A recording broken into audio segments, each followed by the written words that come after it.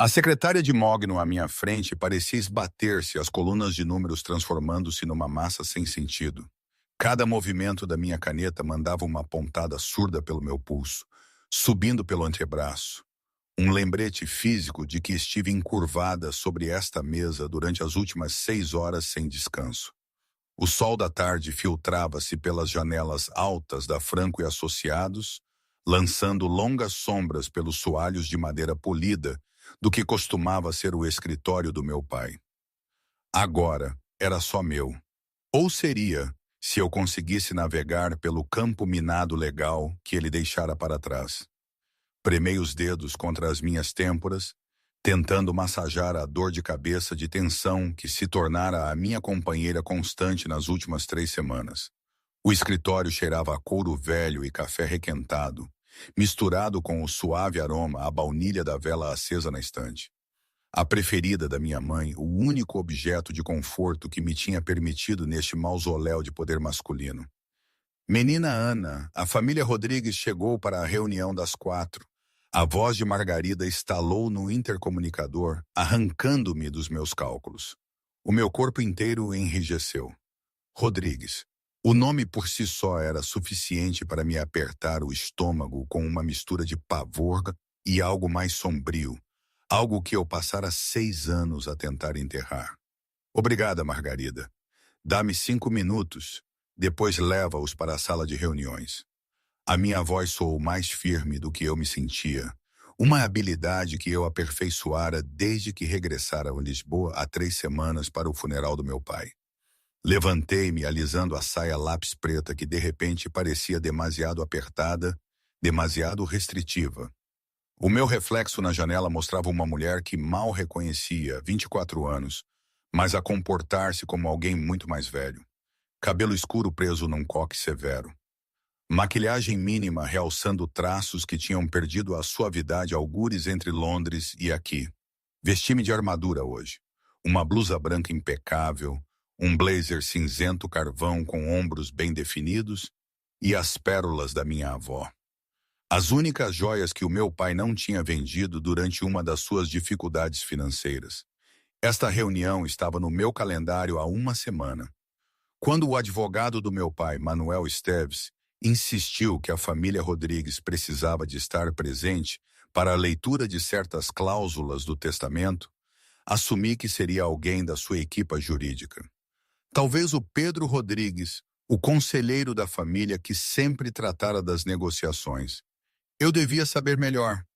Neste mundo, o mundo do qual eu tentara desesperadamente escapar, nada era simples ou delegável. As minhas mãos tremiam enquanto eu juntava as pastas que Margarida preparara. 6 anos. Tinham sido 6 anos desde aquela noite. 6 anos desde que cometi o maior erro da minha jovem vida, impulsionada pela coragem do champanhe e pela certeza absoluta de que o que eu sentia era recíproco. A memória abateu-se sobre mim como uma onda traiçoeira, não convidada e avassaladora. Eu tinha 18 anos, vestia um vestido vermelho que o meu pai considerava demasiado maduro, mas que a minha mãe aprovara em segredo. A quinta dos Rodrigues cintilava com luzes e risos, celebrando algum marco nos negócios que eu não me importava. Eu só tinha olhos para uma pessoa. João Rodrigues estava no terraço, um copo de uísque na mão, a olhar a cidade de Lisboa como se a possuísse. Aos 28, ele já se portava com a autoridade de alguém que fora preparado para o poder desde o nascimento. Cabelo escuro, queixo bem definido, olhos que pareciam ver através de toda a pretensão, direto à verdade. Aproximei-me dele com a coragem de quem não fazia ideia de quão cruel a realidade podia ser. João, eu disse, a minha voz brilhante de esperança e vinho, preciso de te dizer uma coisa. Ele virou-se para mim e por um instante vi algo nos seus olhos. Surpresa, talvez até interesse. Tinha sido o suficiente para me tornar ousada. Eu amo-te há 2 anos, continuei, as palavras a saltarem antes que eu as pudesse parar. Sei que sou jovem, mas já não sou criança. Vejo a forma como olhas para mim às vezes e acho que tu também sentes. Então beijei-o ali mesmo, à vista das portas de vidro do terraço, onde qualquer um lá dentro podia ver. Por 3 batimentos cardíacos, ele retribuiu o beijo. A mão dele subiu para me segurar o rosto, e senti o triunfo inundar-me.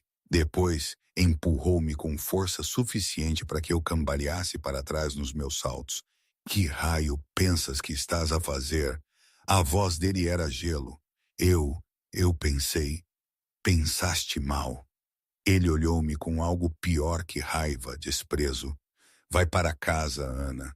Volta para o teu quarto de estudante e para as tuas fantasias universitárias. Isto, ele gesticulou entre nós. Isto não existe. Mas tu beijaste-me de volta. Eu estava a ser educado. A crueldade no seu tom fora cirúrgica, precisa. Tu és a filha do Frank Franco. Nada mais. O que quer que aches que sentiste, o que quer que aches que eu senti, esquece. Estou noivo da Sofia Marx. O anúncio sai na próxima semana. Fiquei ali, congelada de humilhação enquanto ele se afastava. Através das portas de vidro, vi rostos a virarem-se para mim, pessoas que tinham testemunhado a minha rejeição, que me tinham visto atirar-me para um homem que claramente não queria nada comigo. Pedro Rodrigues apareceu ao meu lado momentos depois, gentil, mas firme. Deixa-me chamar-te um carro, menina Ana. Acho que é hora de ires para casa. Eu fugi e continuei a fugir durante 6 anos. O intercomunicador zumbiu novamente. Menina Ana, eles estão prontos na sala de reuniões. Respirei fundo, endireitei os ombros.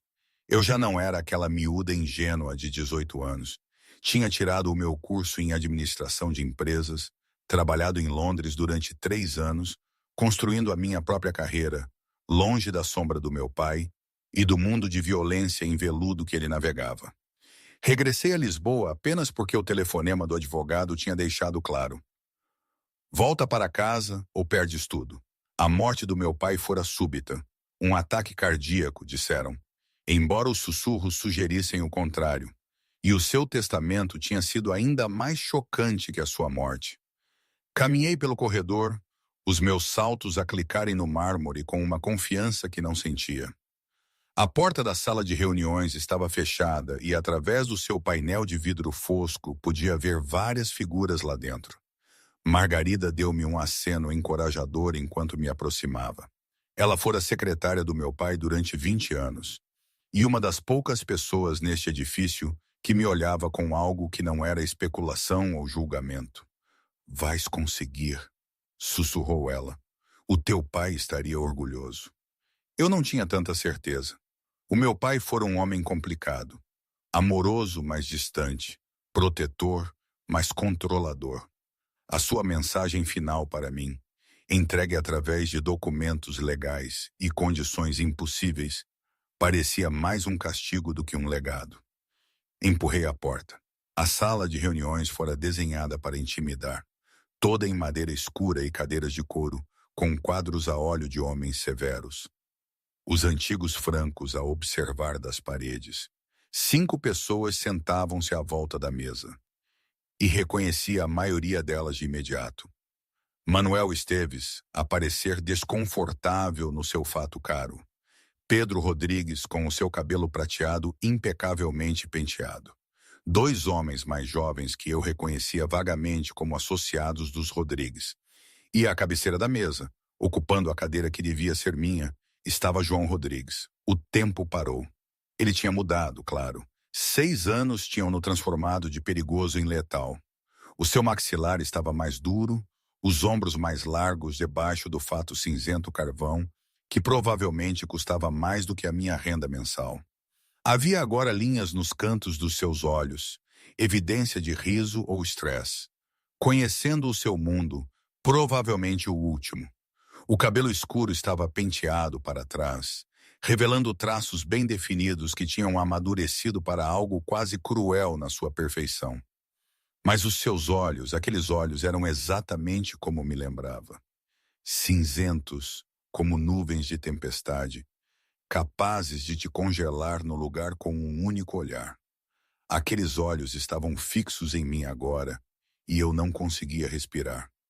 Menina Ana, disse Manuel, levantando-se rapidamente. Por favor, entre. Acredito que conhece toda a gente aqui. Forcei as minhas pernas a moverem-se, a levarem-me para a cadeira oposta a João, o mais longe possível que a mesa permitia. Pus as minhas pastas na mesa com cuidado deliberado, recusando-me a deixar as minhas mãos tremerem, onde qualquer um pudesse ver. Senhor Rodrigues, reconheci, a minha voz fria e profissional. Pedro, senhores. João não se tinha levantado, não se tinha mexido. Ele apenas me observava com aquela expressão ilegível, e senti-me com 18 anos novamente, exposta e tola. Podemos começar? Dirigi a pergunta a Manuel, virando-me deliberadamente do olhar de João. Claro. Manuel pigarreou folheando papéis nervosamente. Como sabe, estamos aqui para discutir as cláusulas específicas do testamento do seu pai, provisões que afetam tanto as famílias Franco como as Rodrigues. Eu tinha lido os documentos iniciais. Sabia que esta reunião era necessária, mas nada me tinha preparado para o rever. Para a forma como o meu corpo me traía com a memória daquele beijo, com o eco da humilhação que se seguira. Os interesses comerciais dos Franco, continuou Manuel, como sabe, são extensos. Várias empresas legítimas, importação e exportação, desenvolvimento imobiliário, explorações de restaurantes, assim como certas operações menos convencionais que prestam serviços a várias famílias. Tradução. O meu pai fora um arranjador, um intermediário que facilitava acordos entre as fações irlandesas, italianas e russas que dividiam Lisboa como um bolo. Ele era respeitado porque era neutro, fiável e inteligente o suficiente para nunca escolher lados. Após a morte do seu pai, estes interesses deveriam passar para si Ana como sua única filha. O desconforto de Manuel era óbvio agora. No entanto, o seu pai incluiu várias condições que devem ser cumpridas para que essa transferência ocorra.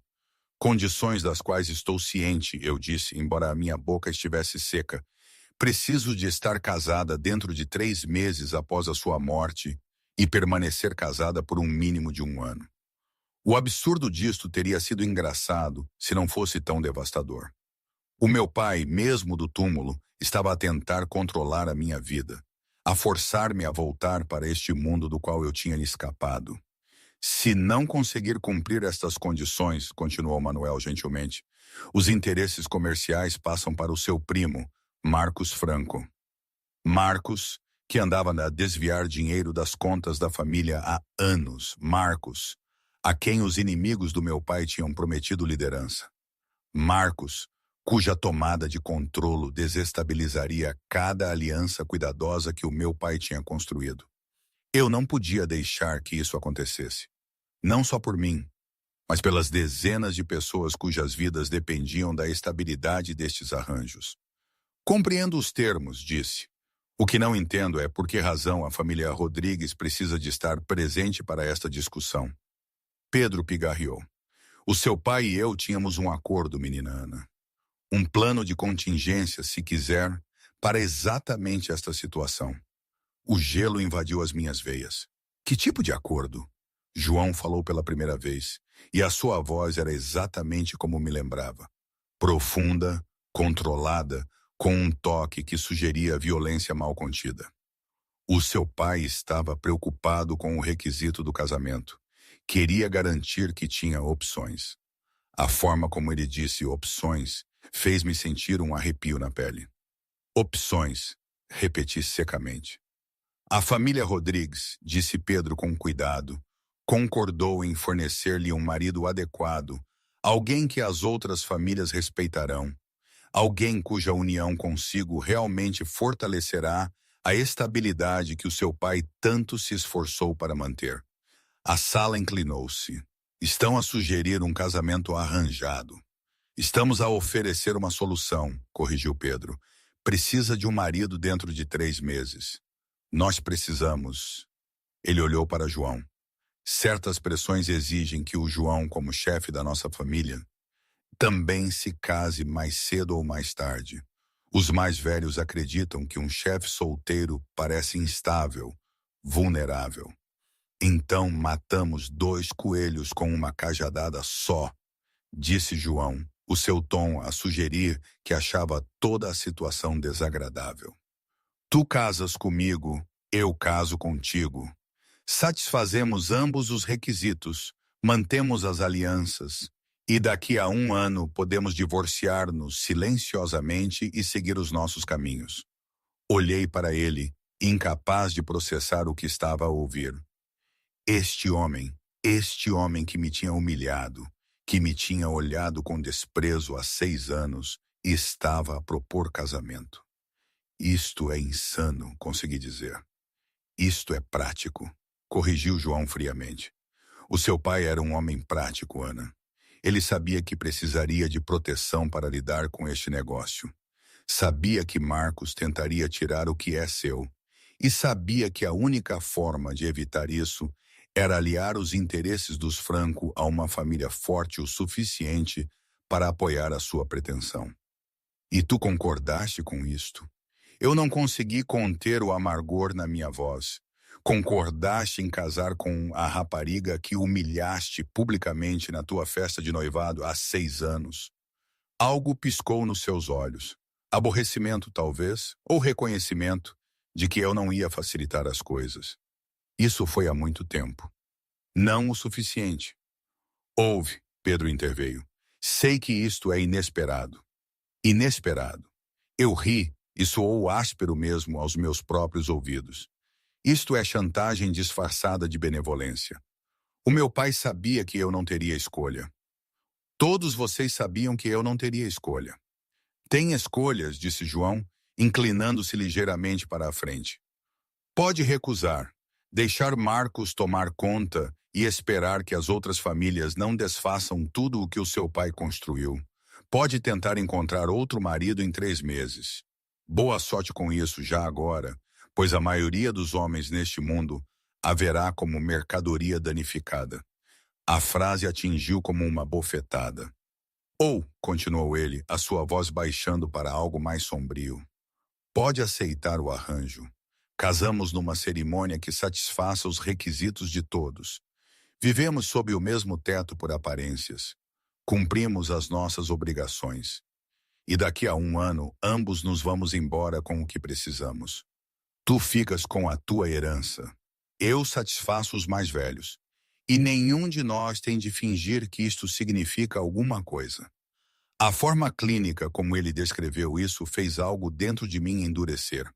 Ele tinha razão numa coisa. Eu não tinha escolhas reais. Não se eu quisesse preservar o legado do meu pai, proteger as pessoas que dependiam destes arranjos de negócios e impedir Marcos de destruir tudo. Mas isso não significava que eu tivesse de facilitar as coisas para ele. Se eu concordar com isto, eu disse lentamente, tenho condições. A sobrancelha de João levantou-se.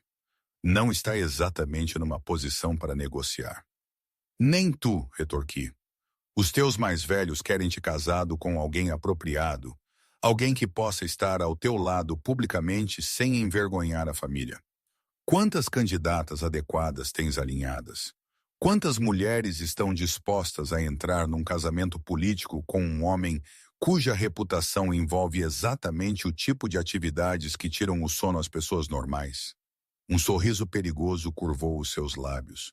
Cuidado, Ana. Estás a falar do teu futuro marido. Meu marido temporário, corrigi, por 1 ano. Depois disso, nunca mais temos de nos ver. Certo.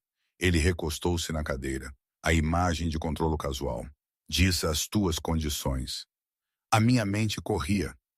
Quartos separados. Nenhuma demonstração pública de afeto para além do absolutamente necessário para as aparências. Mantenho o controle dos negócios, Franco.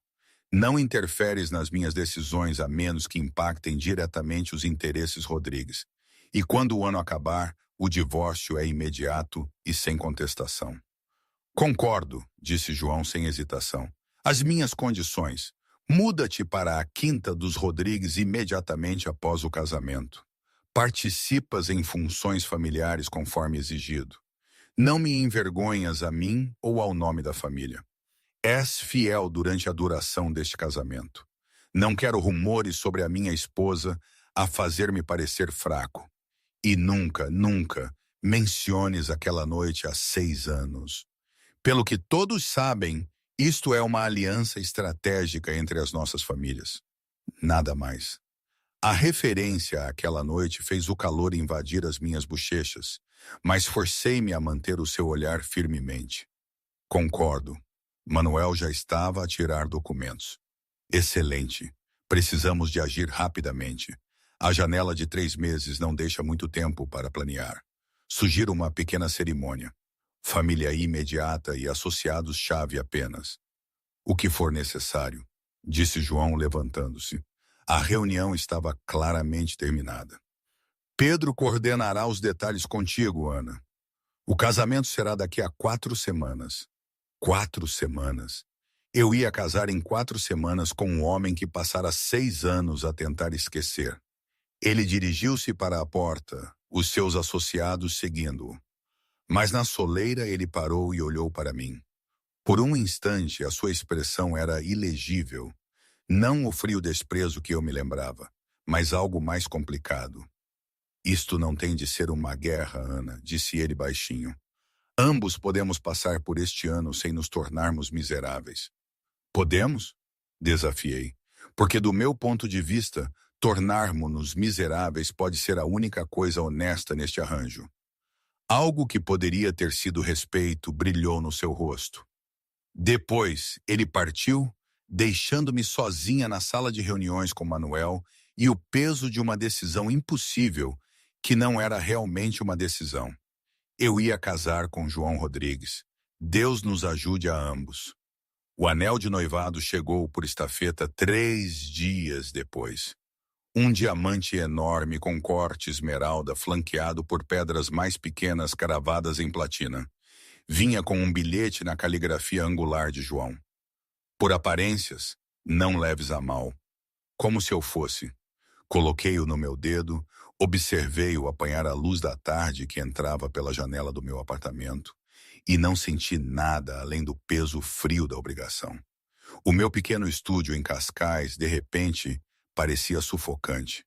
Paredes demasiado próximas, teto demasiado baixo. Tudo um lembrete de que este espaço, esta independência, era temporária. Daqui a 4 semanas, eu seria a senhora João Rodrigues, a viver na quinta onde me tinha feito de tola uma vez. O meu telemóvel vibrou. Mais uma mensagem de Pedro com detalhes do casamento. Lista de convidados a aprovar. Seleções de menu. Consulta de vestido marcada com uma estilista de quem eu nunca tinha ouvido falar, mas cujo nome, aparentemente, significava algo no mundo deles. Ignorei, virando-me para o meu computador portátil, onde as folhas de cálculo dos interesses comerciais do meu pai brilhavam. Quanto mais a fundo eu investigava os seus negócios, mais complicada a imagem se tornava. Ele tinha sido mais do que um intermediário. Tinha sido a aranha no centro de uma teia que ligava famílias que oficialmente se odiavam, mas que precisavam secretamente do seu terreno neutro para negociar. E Marcos andava a envenenar sistematicamente essa teia há meses. O nome do meu primo aparecia em transações suspeitas, informações vazadas para rivais, má gestão deliberada de contas-chave. O meu pai deve ter sabido, mas não conseguira provar sem causar uma ruptura familiar. Agora, Marcos andava à espreita, à espera que eu falhasse, à espera que o prazo de 3 meses passasse para que ele pudesse apoderar-se de tudo. A batida na minha porta fez-me saltar. Não esperava ninguém. Os poucos amigos que eu tinha em Lisboa tinham desaparecido durante os meus anos em Londres, e as pessoas do mundo do meu pai, ex-associados, parceiros de negócios, tinham mantido uma distância cuidadosa desde o funeral, como se a proximidade a mim pudesse ser contagiosa. Pelo olho mágico, vi Pedro Rodrigues no corredor, a parecer desconfortável no seu casaco caro. Abri a porta. Se está aqui para discutir arranjos florais, já disse à coordenadora que rosas brancas estão bem. Posso entrar? O seu tom era gentil, quase paternal, o que imediatamente me pôs em guarda. Afastei-me, convidando-o para o meu espaço modesto. Os seus olhos varreram o estúdio. O sofá-cama que servia de cama, a pequena área da cozinha, a única janela com vista para uma parede de tijolos, e vi-o tentar esconder a surpresa. Sei que não é muito, eu disse defensivamente, mas é meu. Paguei-o eu mesma, sem dinheiro da família, sem compromissos. Não estava a julgar, garantiu Pedro, sentando-se na minha única cadeira decente. Na verdade, respeito que tenha construído algo independente. O seu pai falava muito bem do seu trabalho em Londres. Isso apanhou-me desprevenida. Ele falava? Frank estava orgulhoso de ti, Ana. Mesmo que não soubesse como o mostrar, ele queria que tivesses escolhas que ele nunca teve. A expressão de Pedro tornou-se séria. É por isso que estou aqui. Preciso que percebas no que te estás a meter. Cruzei os braços, apoiando-me no balcão da cozinha. Não sou ingênua, Pedro. Cresci neste mundo. Sei o que a família Rodrigues faz. Sabes? Ele estudou-me cuidadosamente. João não é o teu pai, Ana. Frank era um facilitador, um negociador. João é um governante. O trabalho dele não é fazer a paz entre famílias. É manter o domínio. Garantir que o nome Rodrigues tem peso suficiente para que outras famílias pensem duas vezes antes de nos desafiarem. Sei que ele é perigoso, eu disse baixinho. Perigoso não começa a cobrir isso. Pedro inclinou-se para a frente. João assumiu as operações da família há 5 anos, quando o pai dele foi morto. Ele tinha 28 anos e, em 6 meses, eliminou todos os rivais que pensavam que a juventude significava fraqueza. Reestruturou toda a organização, trouxe as famílias irlandesas para a ordem, negociou tratados com os russos que o pai dele nunca teria conseguido gerir. Ele é brilhante, impiedoso e completamente empenhado em proteger o que é dele. Sortuda eu, murmurei. A expressão de Pedro suavizou-se. Não te estou a dizer isto para te assustar. Estou a dizer-te isto porque precisas de entender. Casar com João significa mais do que apenas papéis legais e aparências públicas. Significa tornar-te parte de algo maior.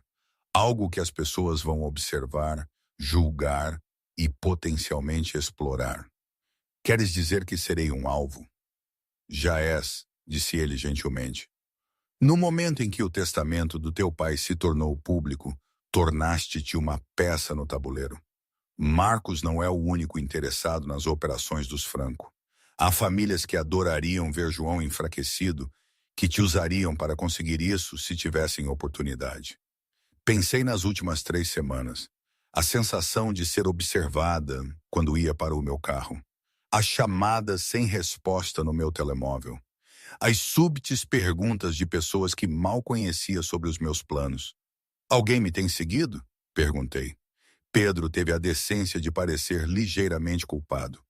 João designou segurança no dia em que nos reunimos contigo. Discreto, mas presente. Ele leva a proteção muito a sério, especialmente para membros da família. Ainda não sou família. Tornaste-te família no momento em que concordaste em casar com ele. Pedro levantou-se, dirigindo-se para a janela. Ana, conheço o João desde que nasceu. Vi-o crescer neste mundo. Vi-o aprender a navegar pelas suas crueldades. Aquela noite, há 6 anos, a festa de noivado. Não quero falar sobre isso. Cortei-o bruscamente. Precisas de entender o contexto, continuou Pedro, ignorando o meu protesto. Sofia Marques era um arranjo político. As famílias deles tinham negociado esse noivado antes de João ter idade para ter uma palavra a dizer. Ele preocupava-se com ela da mesma forma que te preocuparias com um parceiro de negócios. Respeitoso, cordial, mas sem emoção real. Então o beijo não significou nada, eu disse amargamente. Não disse isso. Pedro virou-se para mim. Disse que ele não amava Sofia. O que vi naquela noite, a forma como ele te beijou antes de o reprimir, isso foi real. Mas João não podia permitir-se ser real. Não naquela altura. Um chefe solteiro a mostrar afeto genuíno a alguém fora dos canais aprovados. Isso teria sido visto como uma vulnerabilidade, uma fraqueza que outras famílias poderiam explorar. O meu peito apertou-se. Então ele humilhou-me para se proteger. Ele humilhou-te para te proteger, corrigiu Pedro calmamente. Se outras famílias tivessem pensado que tu eras importante para ele, terias te tornado um alvo. O teu pai teria sido pressionado a usar-te como alavanca. João fez o que tinha de fazer. Certificou-se de que ninguém pensava que tu eras importante. A explicação devia ter me feito sentir melhor. Em vez disso, piorou tudo. Saber que a rejeição tinha sido calculada, saber que ele tinha sido capaz daquele nível de crueldade, mesmo por razões estratégicas. O que aconteceu a Sofia? Ouvi-me perguntar. A expressão de Pedro escureceu. Ela morreu há 2 anos. Acidente de carro na Avenida Marginal. João estava em Milão quando aconteceu, a negociar com as famílias da Cosa Nostra. Quando ele regressou, ela já estava enterrada. E ninguém questionou o timing? Eu disse lentamente. As pessoas questionaram, admitiu Pedro, mas nada foi provado. Sofia tinha estado a beber naquela noite. Havia testemunhas no restaurante que a viram cambalear ao sair. O acidente foi considerado um acidente. Trágico, mas não suspeito. Estudei o seu rosto, mas tu não acreditas nisso. Ele ficou em silêncio por um longo momento. Acredito que Sofia Marques sabia coisas que não devia saber. Acredito que estava a ter um caso com alguém de uma família rival. E acredito que João descobriu 2 dias antes de ela morrer. A implicação pairava pesada no ar entre nós. Ele fez alguma coisa? João estava em Milão, repetiu Pedro firmemente, completamente ilibado. Mas pessoas próximas de Sofia, pessoas que poderiam ter encorajado a sua traição, tiveram uma série de acidentes infelizes nos meses seguintes. Ataques cardíacos, acidentes de carro, um suicídio particularmente trágico. Movi-me para o sofá, precisando de me sentar de repente. Este era o mundo em que me ia casar, onde a justiça era entregue no escuro, onde a lealdade era a única moeda que importava, onde até a aparência de traição podia ser fatal. Por que me estás a contar isto? Perguntei. Porque quero que entendas quem é João. A voz de Pedro era medida. Ele não é um bom homem, Ana. Ele fez coisas que fariam a maioria das pessoas perder o sono, mas ele tem um código. Ele protege o que é dele com tudo o que tem. Ele valoriza a lealdade acima de tudo. E assim que fores esposa dele, assim que fores verdadeiramente parte desta família, ele vai queimar o mundo antes de deixar alguém te magoar. Isso não é um conforto, sussurrei. Não é para ser. É para ser a verdade. Ele moveu-se em direção à porta, depois parou. Mais uma coisa. João sabe que tens estado a investigar Marcos. A minha cabeça disparou. Como? Ele tem gente em todo o lado, Ana. Na organização de Marcos, na antiga rede do teu pai. Provavelmente no café debaixo deste apartamento. Não podes fazer um movimento nesta cidade sem que João saiba. A violação de privacidade devia ter me enfurecido. Em vez disso, senti uma estranha resignação. Claro, João estava a observar. No mundo dele, informação era poder e ignorância era morte. Diz-lhe, eu disse cuidadosamente, que se ele quiser saber o que estou a fazer, pode perguntar-me diretamente em vez de espiar. Os lábios de Pedro contraíram-se. Vou transmitir isso, embora suspeite que ele achará a tua atitude mais divertida do que a ameaçadora. Depois de ele sair, sentei-me na crescente escuridão do meu apartamento, o anel de noivado pesado no meu dedo. Peguei no meu telemóvel e, antes que pudesse reconsiderar, escrevi uma mensagem para o número que Pedro me tinha dado para emergências. Se me vais mandar seguir, o mínimo que podes fazer é contratar pessoas mais subtis. O tipo do sedã azul está estacionado em frente ao meu prédio há 3 dias. Até o sem-abrigo da esquina já reparou. A resposta veio quase imediatamente. Não é um dos meus. O meu sangue gelou. Então quem? Fica dentro. Tranca a porta. Alguém está a chegar. Eu já estava em movimento, a passar o ferrolho, a verificar os fechos das janelas. As minhas mãos tremiam enquanto puxava o revólver do meu pai da gaveta da mesinha de cabeceira. O único item dele que eu tinha guardado. A única coisa que me fazia sentir ligeiramente menos vulnerável. O meu telefone tocou. A voz de João era nítida, controlada. Estás sozinha? Sim. Bom, há 3 homens num SUV preto a 2 quadras do teu prédio. Tem estado a circular na última hora, à espera da mudança de rotação da vigilância. Pedro está há 5 minutos com uma equipa. Há quanto tempo, sabes? A minha voz saiu mais firme do que eu me sentia. Há 30 minutos. Estava a tentar identificá-los antes de enviar pessoas, mas eles estão a mover-se mais rápido do que o esperado. Ouvi algo ao fundo. Motores de carros, vozes urgentes. Ana, ouve-me com muita atenção. Se alguém bater à tua porta antes de Pedro chegar, não respondas. Se tentarem forçar a entrada, há uma escada de incêndio fora da tua janela da cozinha. Desce e não sobes. E dirige-te para a rua principal. Mantém-te visível. Fica no meio das pessoas. Pensas que eles vão. Penso que Marcos está a testar o quão protegida estás. Penso que ele quer saber se me importo o suficiente para responder a uma ameaça contra ti. A voz de João endureceu. E ele está prestes a descobrir exatamente o quanto me importo com o que é meu. O que é meu? As palavras não deviam ter me aquecido, mas aqueceram. Ouviu então. Passos no corredor fora da minha porta, pesados, deliberados, nada como o arrastar dos meus vizinhos idosos. Alguém está lá fora, sussurrei. Não abras essa porta, Ana, disse João. Pedro está a 2 minutos. O trinco da porta chocalhou. Depois, um som mais nítido. Algo de metal a raspar contra a fechadura. Estavam a arrombá-la. Movi-me para a janela, o telefone ainda colado ao meu ouvido, o revólver pesado na outra mão. Através do vidro, podia ver a escada de incêndio que João mencionara. Enferrujada, mas sólida. Estão a arrombar, eu disse. A resposta de João foi gelo. Então é hora de eles aprenderem o que acontece quando alguém toca no que me pertence. Vai para a escada de incêndio. Agora. Eu já estava a sair pela janela quando ouvi a minha porta arrombar-se atrás de mim.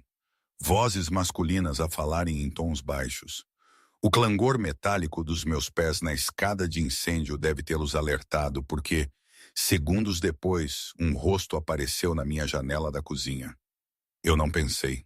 Apenas apontei o revólver e disparei. O vidro estilhaçou-se. O homem recuou com um palavrão e eu estava a correr pela escada de incêndio. Os meus sapatos de salto a escorregarem no metal molhado. O meu coração a bater tão forte que pensei que fosse rebentar. Atingi o beco e corri em direção à luz da rua, em direção às pessoas, em direção à segurança. Atrás de mim ouvi gritos, mais estrondos. Depois ouvi o som distinto de vários carros a travarem bruscamente. Pedro apareceu na entrada do beco, ladeado por 4 homens que eu não reconhecia. As suas armas estavam visíveis, sem pretensão, sem subtileza. Isto era uma mensagem. Menina Ana. A voz de Pedro era notavelmente calma, dado o caos. Está ferida? Eu abanei a cabeça, incapaz de falar. Um dos homens desapareceu no edifício. Os outros tomaram posições bloqueando o beco. Pedro guiou-me para um elegante carro preto, onde João estava junto à porta aberta, a sua expressão absolutamente fria. Ele olhou para mim, o seu olhar viajando do meu cabelo emaranhado para as minhas meias rasgadas, para o revólver ainda agarrado na minha mão trêmula. Depois, tirou o casaco e colocou-o nos meus ombros. Entra no carro, disse ele baixinho. O teu apartamento é agora uma cena de crime. Não podes ficar lá. Ele segurou o meu rosto com uma gentileza surpreendente, levantando o meu queixo para que eu tivesse de encarar os seus olhos. Eles tocaram-te? Não, saí antes. Bom, o seu polegar acariciou a minha bochecha uma vez, um gesto que parecia mais íntimo do que devia. Depois a sua expressão endureceu novamente. Vens para casa comigo esta noite, sem argumentos. Ana, a sua voz baixou para algo perigoso. Alguém acabou de tentar raptar-te da tua própria casa. Quem quer que fossem, quem quer que os tenha enviado, isto já não é um perigo teórico. Precisas de proteção real. E preciso que estejas onde eu te possa ver. Então, vens para casa comigo agora e vais ficar lá até eu descobrir quem é o responsável por isto. Isto não fazia parte do acordo, protestei debilmente. O acordo mudou no segundo em que eles vieram atrás de ti. Os olhos cinzentos de João eram escuros como tempestade à luz da rua. És minha agora, Ana, e eu protejo o que é meu. Antes que eu pudesse argumentar, ele estava a guiar-me para o banco de trás. Pedro escorregou para o meu lado enquanto João tomava o banco do passageiro da frente, o telemóvel já encostado ao ouvido, disparando instruções rápidas em italiano. Ao afastarmos do meu prédio, vi homens de fato a entrarem pela frente, mais homens a desaparecerem pelo beco. A resposta de João à ameaça não foi subtil, foi avassaladora. As minhas mãos finalmente pararam de tremer algures perto da Avenida da Liberdade. Desprendi os meus dedos do revólver, deixando Pedro pegá-lo cuidadosamente. Fizeste bem, disse ele baixinho. A maioria das pessoas congela quando é atacada. Tu agiste. Atirei para fora da minha própria janela. Defendeste-te. João ficará satisfeito. Olhei para o banco da frente onde João ainda falava italiano rápido. A sua voz cortante e fria. Ele não parece satisfeito. Ele está furioso, corrigiu Pedro, mas não contigo, com quem quer que pensou que podia tocar na sua noiva sem consequências. A palavra ecoou estranhamente. Noiva. Daqui a 2 semanas eu seria a esposa dele. Mas esta noite, pela primeira vez, eu entendi o que isso realmente significava no mundo dele. Significava que eu já não era apenas Ana Franco a tentar navegar pelo legado do meu pai. Eu era a futura esposa de João Rodrigues, e isso fazia de mim a mulher mais protegida de Lisboa ou o maior alvo. A Quinta dos Rodrigues parecia diferente à noite, menos como o elegante cenário da minha humilhação e mais como uma fortaleza. Portões de segurança, câmaras de vigilância, guardas posicionados a intervalos ao longo da entrada. João não exagerara sobre a proteção. Paramos na casa principal e finalmente permiti-me processar o que acabara de acontecer. Alguém tinha tentado raptar-me do meu próprio apartamento. O espaço que eu pensara ser seguro, independente, meu. Essa ilusão estava completamente estilhaçada agora. João abriu a minha porta antes que Pedro pudesse. A sua mão estendeu-se. Peguei nela automaticamente, deixando-o ajudar-me a sair. A sua palma estava quente contra a minha, calejada de uma forma que me lembrava que ele não era apenas um homem que dava ordens. Ele também as executava. Maria irá mostrar-te um quarto de hóspedes, disse ele, a sua voz ainda tensa com raiva controlada. Descansa um pouco. Falamos de manhã. Quero saber quem. Amanhã. Não é uma sugestão. Agora precisas de processar o que aconteceu. Confia em mim, Ana. O choque não atinge imediatamente. Dá-lhe 1 hora e vais começar a tremer de novo. Ele tinha razão. Percebi que a adrenalina estava a desvanecer-se, deixando para trás uma exaustão profunda que me fazia sentir as pernas instáveis. Maria acabou por ser uma mulher na casa dos 60 anos, com olhos bondosos e uma postura pragmática. Guiou-me pela casa enorme, passando por quartos de que me lembrava vagamente daquela festa desastrosa, subindo uma escadaria imponente para o segundo andar. O Sr. Rodrigues preparou este quarto ele mesmo, disse Maria, abrindo uma porta para revelar um espaço que não era nada como eu esperava. Não era ostentoso nem intimidante. Em vez disso, era confortável. Tons suaves de cinzento e creme. Uma cama de dossel com o que parecia ser roupa de cama realmente aconchegante, um assento de janela com vista para os jardins. Há roupas no armário, continuou Maria. O Sr. Rodrigues tinha as suas medidas do ajuste do anel de noivado. A casa de banho fica ali. Se precisar de alguma coisa, o que quer que seja, use o telefone na mesinha de cabeceira. A extensão 7 chega à cozinha. A extensão 9 chega diretamente ao Sr. Rodrigues. Ela deixou-me sozinha e finalmente permitiu-me desabar na beira da cama. As minhas mãos tremiam novamente, tal como João previra. O tiro do revólver repetia-se na minha mente. O rosto do homem na janela. A forma como o vidro explodira. Como facilmente eu poderia ter falhado. Devia ligar a alguém. Mas a quem? Não tinha amigos próximos em Lisboa. A família da minha mãe tinha a renegado quando ela se casou com o meu pai. Os poucos colegas de Londres que se poderiam importar não entenderiam este mundo. Eu estava completamente sozinha, exceto pelo homem que me tinha rejeitado há 6 anos e era agora a minha única proteção. Uma batida suave interrompeu a minha espiral. Entra, chamei, esperando Maria. Em vez disso, João entrou, carregando um tabuleiro com chá e o que parecia ser uísque.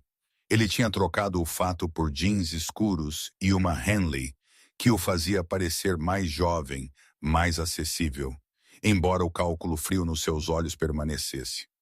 Devias comer alguma coisa, disse ele, pousando o tabuleiro na mesinha de cabeceira. Mas estou a adivinhar que não tens fome. Então trouxe alternativas.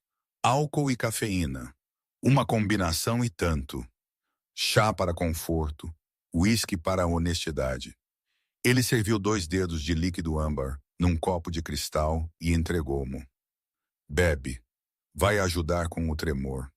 Peguei, os nossos dedos roçando. O contato enviou-me um choque indesejado.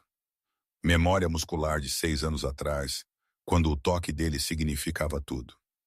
João serviu o seu próprio copo e sentou-se na poltrona perto da janela, estudando-me com aqueles olhos cinzentos e legíveis. Queres saber quem esteve por trás disso? Claro que quero. Os homens que a apanhamos eram capangas contratados, profissionais, mas não particularmente habilidosos, o que me diz que quem os enviou não esperava resistência real. Pensaram que eras um alvo fácil. Mas sabes quem os contratou? Insisti. Tenho uma forte suspeita. João girou o seu uísque. O teu primo Marcos reuniu-se com representantes da família Castellani há 3 dias. Os Castellanes têm tentado entrar no território que o teu pai controlava há anos. Contigo fora de cena, Marcos herda, e ele já sinalizou a sua disposição para fazer acordos com eles. Então eles tentaram raptar-me para acelerar o processo. O uísque queimou ao descer, mas ele tinha a razão. Ajudou. O que lhes acontece? Algo sombrio cruzou o rosto de João. Não queres saber? Sim, quero. Inclinei-me para a frente. Se vou fazer parte deste mundo, se vou casar contigo e viver aqui e fingir que somos uma frente unida, então preciso de entender como funciona. O que acontece às pessoas que vêm atrás de mim? João ficou em silêncio por um longo momento, a ponderar se me dava a verdade ou uma mentira confortável. Finalmente ele disse, eles desaparecem, não imediatamente. Primeiro contam-nos tudo o que sabem, quem os contratou, qual era o plano, quem mais está envolvido. Depois são tratados de uma forma que envia uma mensagem a qualquer outra pessoa que possa considerar-te um alvo. Tratados? Repeti. Queres dizer mortos? Quero dizer removidos como uma ameaça permanentemente. A sua voz não continha desculpa nem arrependimento. No meu mundo, Ana, a misericórdia é vista como fraqueza. Se eu os deixar viver, isso sugere que não és valiosa o suficiente para justificar consequências reais. Convida a futuros ataques. O meu estômago embrulhou-se. Esta era a realidade em que eu me tinha metido. Um mundo onde a violência era moeda e vidas eram trocadas por vantagem estratégica. E Marcos? Perguntei. É intocável por enquanto. A mandíbula de João apertou-se. É família, a tua família. Agir contra ele diretamente começaria uma guerra que ainda não estou pronto para lutar. Mas ele está a ser vigiado. Cada movimento, cada reunião, cada transação. Quando ele cometer um erro, e ele vai cometer, terei a justificação que preciso para o matar, para o remover como uma ameaça para ti. João pousou o copo e aproximou-se, agachando-se para ficarmos ao nível dos olhos. Ana, preciso que entendas algo. No momento em que concordaste em casar comigo, passaste a ser minha para proteger. Isso não é romance. Não é sentimentalismo. É um facto. Um ataque a ti é um ataque a mim, à minha autoridade, à minha capacidade de proteger o que me pertence. Não posso permitir isso. Então, trata-se da tua reputação. Trata-se de te manter viva. A sua voz era feroz agora. Achaste que passei 2 anos a construir alianças, a negociar tratados, a eliminar rivais apenas para ver tudo desmoronar, porque algum primo ambicioso e uma família rival pensaram que a minha futura esposa era uma baixa aceitável. Isso não vai acontecer. Estudei o seu rosto, procurando qualquer indício do jovem que me beijara há 6 anos.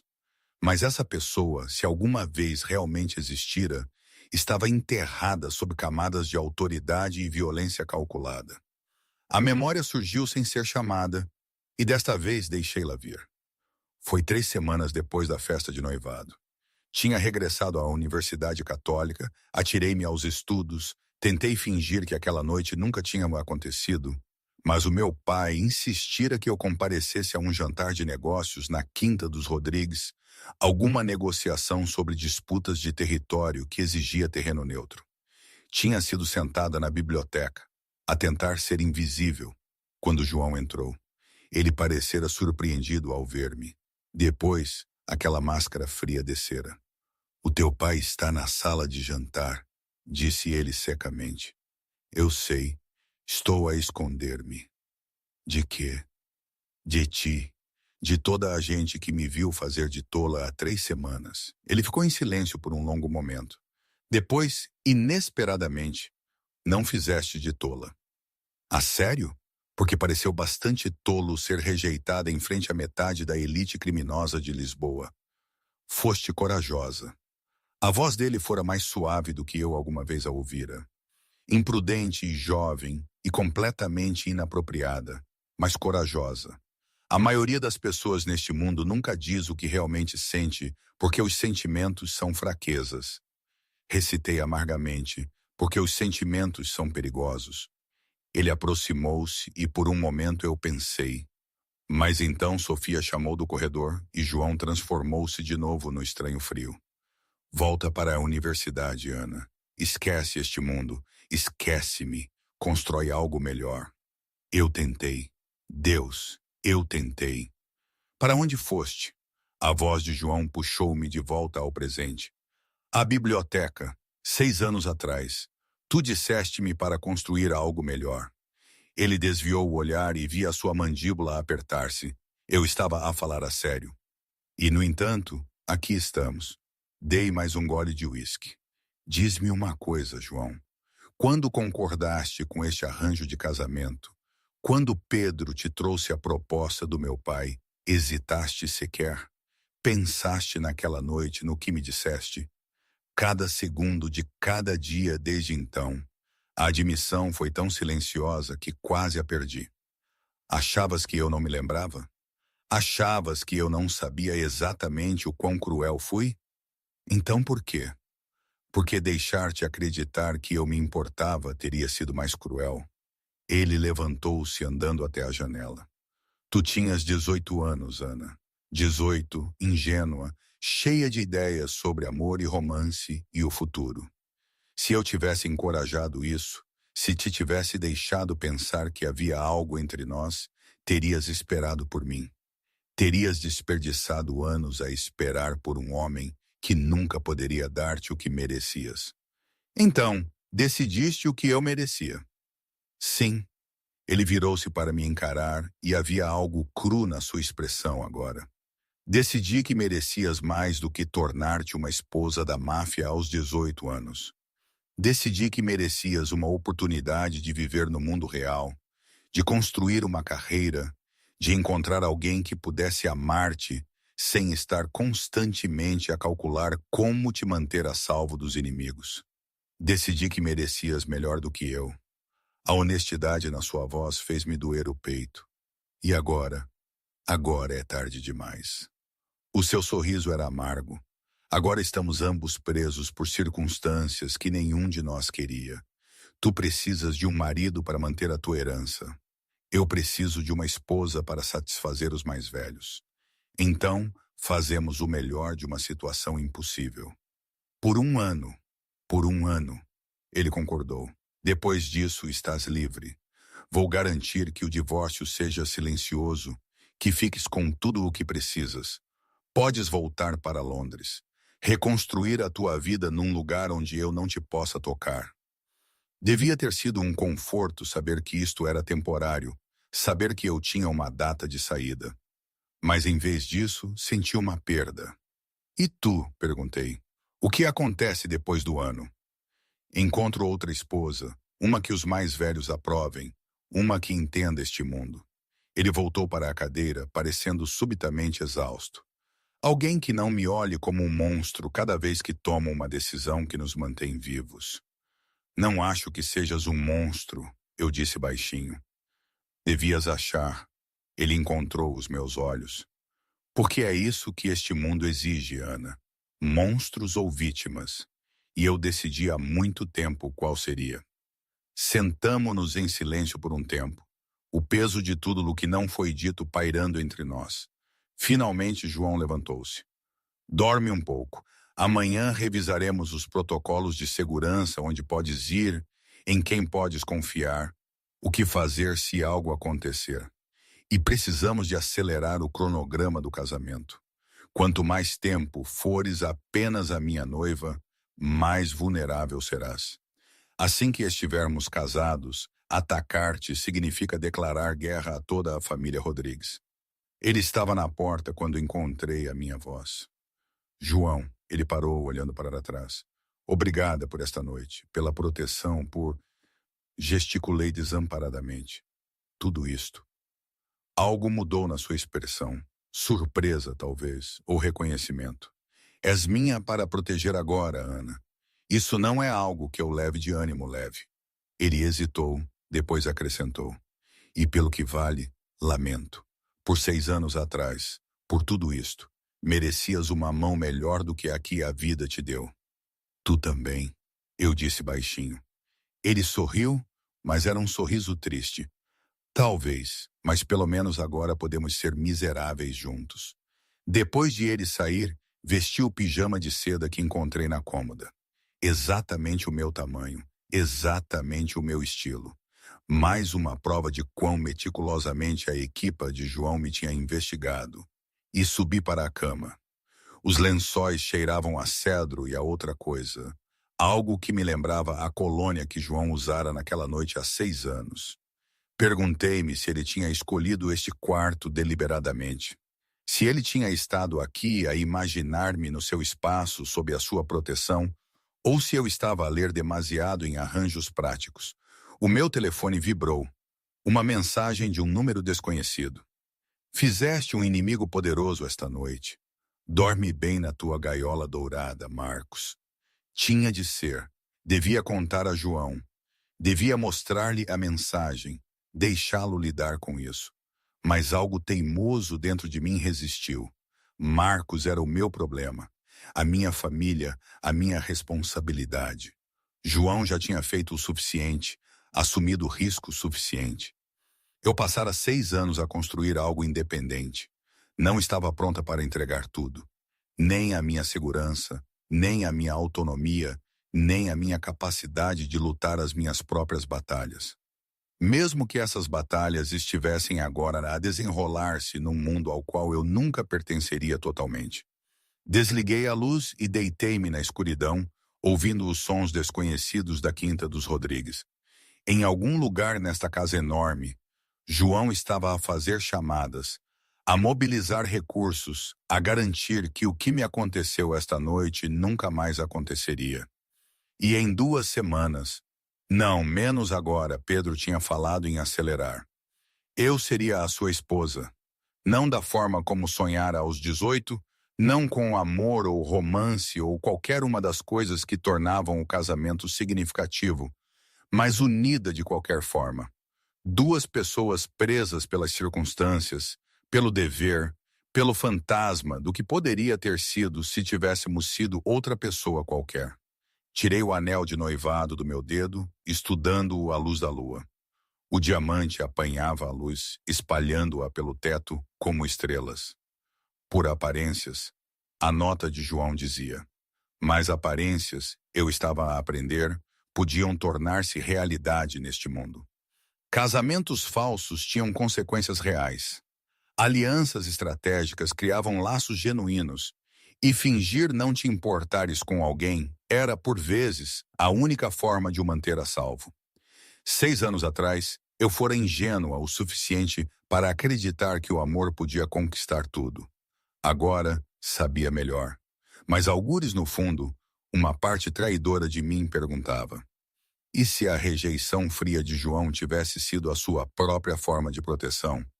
E se afastar-me tivesse sido a única forma que ele conhecia para me manter segura? E se, apesar de tudo, apesar da dor e da humilhação e dos anos perdidos, e se alguma parte dele tivesse realmente querido aquele beijo, afinal? Momento de interrupção. Ok, preciso parar um segundo aqui. Toda esta situação, este casamento arranjado, esta chantagem velada, toda a vida que João e eu estamos prestes a partilhar, é de uma ironia brutal. Quero dizer, pensamos na vida como uma sucessão de escolhas, mas, de repente, aqui estou eu, a enfrentar a ausência total delas. Casar com o homem que me humilhou, mas que agora é a minha única defesa contra um mundo que devora os fracos. É um paradoxo, não é? O suposto protetor é também a fonte da minha dor passada. Em Portugal, diríamos trocar 6 por meia dúzia, mas não é bem isso. É uma troca forçada, mas com um potencial. Qualquer coisa. Não sei o que é. É tudo tão confuso. É isto que significa ser forte neste mundo? Entregar a nossa autonomia em nome da segurança? Não tenho a mínima ideia. De volta à história. O casamento foi antecipado para 2 semanas, não por romance ou urgência, mas porque a rede de inteligência de João tinha descoberto 3 planos separados contra mim, todos agendados para ocorrer antes da data original. Estão a tentar eliminar-te antes que o casamento te torne intocável, explicou Pedro ao pequeno almoço no meu 3º dia na quinta. Assim que fores esposa de João, atacar-te significa guerra. Mas enquanto sou apenas a sua noiva, sou um alvo fácil, completei. João entrou então, já vestido para o dia noutro fato impecável. Parecia cansado. Eu tinha-o ouvido ao telefone até depois da meia-noite, a coordenar respostas às ameaças. Estás a usar o localizador, disse ele, os seus olhos a irem para a delicada pulseira no meu pulso. Parecia joalharia, ouro rosa com pequenos diamantes, mas eu sabia que continha um chip GPS.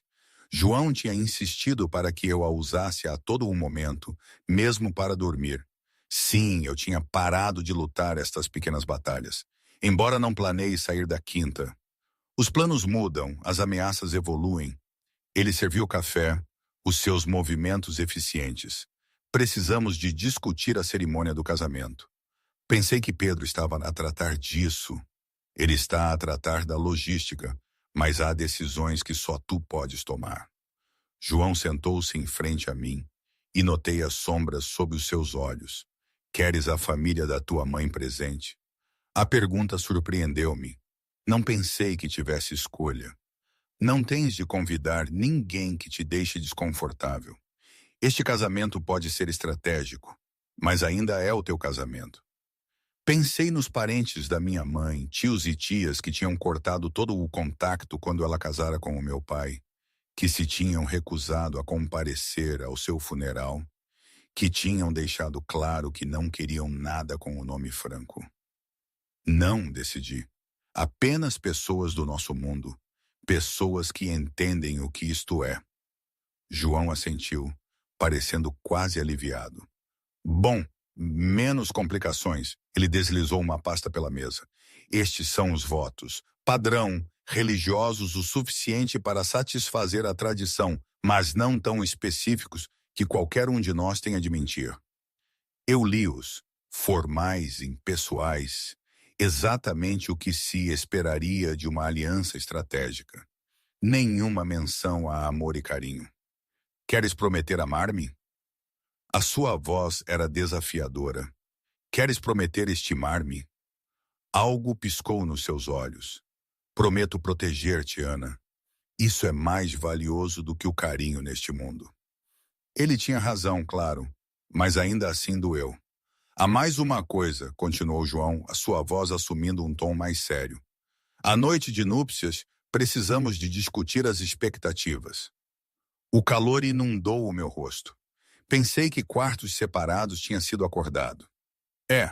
Mas as aparências importam e as pessoas estarão atentas a sinais de que este casamento é legítimo.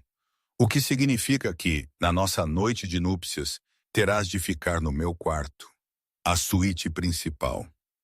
Podemos mudar as tuas coisas para a suíte adjacente no dia seguinte, mas naquela primeira noite precisamos de parecer um casal de verdade. Sim, completei. Respirei fundo. Vais, esperas? Não espero nada. A voz de João era firme. O meu quarto tem uma área de estar com um sofá. Um de nós pode dormir lá, ou há um quarto de hóspedes ligado através da casa de banho de que ninguém sabe. Temos opções que mantêm as aparências sem comprometer o acordo. O alívio que senti foi complicado por outra coisa. Desilusão. Não, isso era ridículo. Certo, consegui dizer. João estudou-me por um momento e tive a sensação desconfortável de que ele conseguia ver todos os pensamentos que eu tentava esconder. Há uma prova de vestido esta tarde. Maria irá contigo. Leva 2 da equipa de segurança. É uma loja de noivas no centro da cidade. Quão perigoso pode ser? Extremamente, se as pessoas certas souberem que lá estarás. Ele levantou-se já a mover-se em direção à porta. Acode-me, Ana. Mais 2 semanas e terás a proteção total do meu nome. Até lá és vulnerável, e prefiro que fiques viva o tempo suficiente para realmente casar comigo. Que romântico, murmurei. Ele parou na porta, olhando para trás com aquela expressão ilegível. O romance é um luxo que pessoas como nós não podem pagar. A segurança é o que te mantém a respirar. Sei qual prefiro. Depois de ele sair, Pedro pigarreou. Ele não costuma ser assim tão intenso. Poderia ter me enganado, eu disse com sarcasmo. Não, a sério. João é sempre controlado, sempre calculista. Mas desde o ataque ao teu apartamento, ele tem estado... Pedro procurou a palavra. Agitado. Ele chamou recursos de 3 estados para investigar a ameaça. Ele mudou horários para garantir que está disponível se precisares dele. Ele até cancelou uma reunião com as famílias russas, algo que nunca fez, porque colidia com a tua prova de vestido. Olhei para ele. Ele vem à prova de vestido? Ele insistiu, disse que não te ia tirar de vista até o casamento. A expressão de Pedro era de quem sabia. Para uma aliança estratégica, Ele está a ser notavelmente protetor. Maria sabia que João era diferente. Ela vira tantos outros chefes de família, homens duros, sim, mas com uma camada de frieza que parecia mais genuína, mais inata. João, por outro lado, parecia sempre estar a lutar contra algo dentro dele. Desde pequeno que Maria observara a forma como ele guardava os seus segredos, as suas preocupações. Ele era o tipo de homem que colocaria um muro em volta de si mesmo para proteger os outros, mesmo que isso o deixasse isolado e incompreendido. Para Maria, o desespero e a fúria em João desde o ataque a Ana não eram sinais de fraqueza, mas de uma profunda e talvez perigosa afeição. Ele estava a ir além da mera estratégia, pensava ela. Estava a arriscar muito para o manter segura, e isso, num mundo onde tudo era calculado, era quase revolucionário. A boutique de noivas ficava no Chiado, uma loja minúscula que servia o tipo de mulheres que não olhavam para etiquetas de preço. Maria tinha marcado a consulta, tinha comunicado as minhas medidas e preferências, embora, como ela sabia disso, eu não tinha a certeza. O SUV de João parou diretamente à frente e a sua equipa de segurança fez uma varredura antes de me permitir entrar. Ele entrou atrás de mim, parecendo completamente deslocado entre a seda e a renda. Senhor Rodrigues, a proprietária da boutique exclamou, que honra! Temos várias peças que pensamos que poderiam adequar-se à taste e à silhueta da menina Ana. Estarei na área de espera, disse João para mim. Demore o seu tempo. A hora seguinte foi surreal. Experimentar vestido após vestido enquanto Maria e o pessoal da boutique ofereciam opiniões. Vestidos de baile tradicionais, designs modernos e elegantes, peças de inspiração vintage com intrincados bordados. Eu senti-me atraída por um design mais simples. Seda de marfim com delicadas mangas de renda justas no corpete antes de fluir para uma modesta cauda. Era elegante sem ser ostentoso, bonito sem gritar. Olhem para mim. Esse, disse Maria aprovadoramente, assenta-lhe bem. Estudei-me no espelho de 3 vias. A mulher que me encarava era uma estranha, sofisticada, composta, pronta para ser a esposa de um chefe da máfia. Posso? A voz de João assustou-me. Ele tinha aparecido na porta da área de provadores e o pessoal tinha se espalhado, dando-nos privacidade. Não é suposto ver o vestido antes do casamento, eu disse automaticamente. Estamos a quebrar a maioria das outras regras. Qual é o problema de mais uma? Ele aproximou-se, os seus olhos percorrendo o vestido com uma intensidade que me fez a pele aquecer. É perfeito. A sério? Tu pareces... Ele calou-se, algo cru cruzando o seu rosto. Tu pareces pertencer ao meu mundo, o que é perigoso para nós dois. Por que perigoso? Ele estendeu a mão, ajustando um pedaço de renda que tinha caído sobre o meu ombro. Os seus dedos roçaram a minha clavícula, e eu arrepiei-me. Porque me faz esquecer que isto é temporário, disse ele baixinho. Faz-me imaginar um futuro onde isto não é apenas estratégia. O meu coração batia forte. João, mas é estratégia, continuou ele, a sua voz endurecendo. E não posso esquecer isso, nem tu. Este vestido, este casamento, este matrimônio, é tudo um meio para um fim. Não confunda as aparências com realidade. As palavras eram duras, mas vi algo mais nos seus olhos. Um aviso, talvez, ou um apelo. Não te apegues, não cometas o mesmo erro que cometeste há 6 anos. Entendo, eu disse, embora o meu peito doesse. Bom, ele recuou, a máscara profissional a encaixar-se. Compra o vestido, o que quer que precises, sapatos, joias, o que Maria sugerir. Não poupes despesas. Vais casar com um Rodrigues. As pessoas esperam perfeição. Ele saiu e eu fiquei sozinha no belo vestido, sentindo-me mais presa do que nunca. Naquela noite não consegui dormir.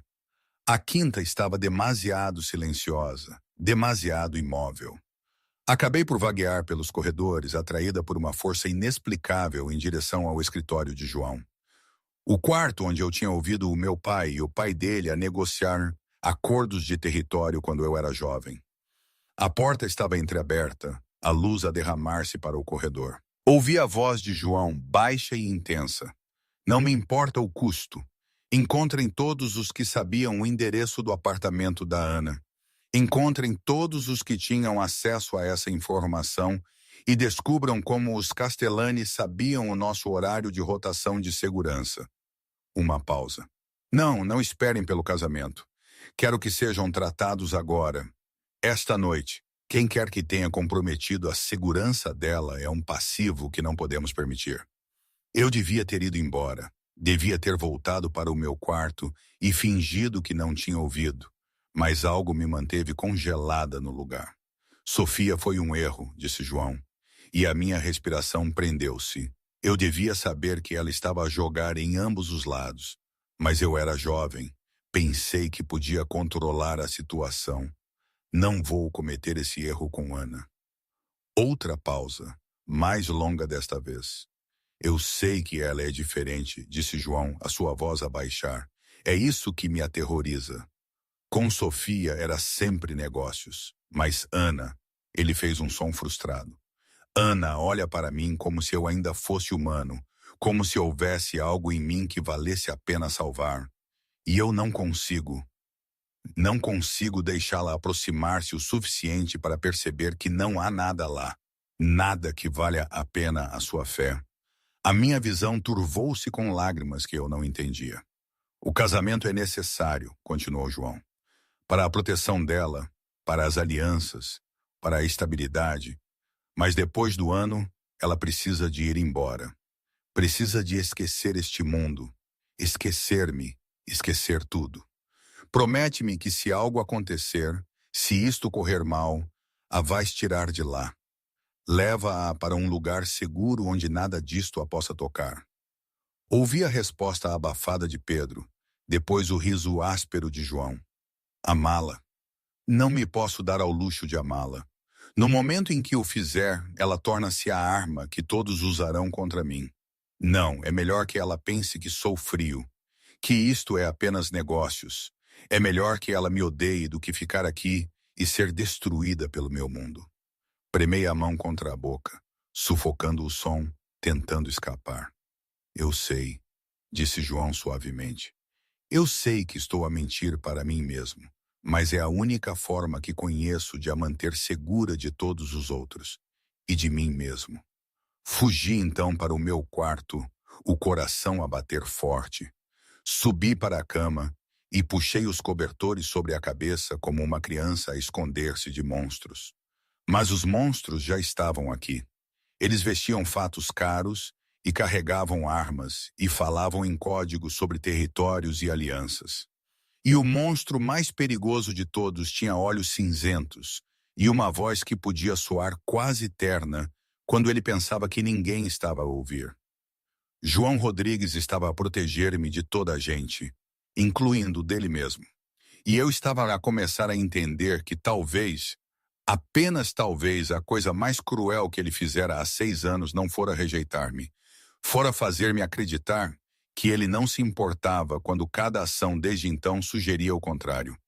2 semanas até o casamento. 2 semanas até eu me tornar a senhora João Rodrigues. E Deus me ajude, eu já não tinha a certeza se estava a ser forçada para este casamento ou se alguma parte de mim estava à espera deste momento desde a noite em que ele me tinha afastado. No dia antes do casamento, a organização de João moveu-se com uma precisão que teria impressionado uma operação militar. Segurança adicional varreu a igreja. Verificações de antecedentes foram feitas em cada fornecedor e rotas alternativas de e para a cerimônia foram mapeadas. Passei a maior parte do dia em provas finais e preparações rodeada por Maria e uma equipa de estilistas que pareciam determinadas a transformar-me na esposa de máfia perfeita. Cabelo, maquilhagem, unhas. Tudo foi escrutinado e aperfeiçoado. Mas a minha mente estava noutro lugar, a repetir as palavras de João do escritório.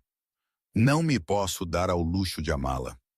O problema era que eu já não tinha a certeza do que sentia. O ódio era fácil. Tinha me alimentado durante 6 anos, dado de propósito, mantido-me em frente. Mas agora, a viver na sua casa, a ver o cuidado que ele tinha para me proteger, a compreender o peso da responsabilidade que ele carregava, o ódio tornara-se algo mais complicado. Estás a pensar demais, observou Maria enquanto ajustava o meu hobby. Amanhã é o teu dia de casamento. Devias estar entusiasmada.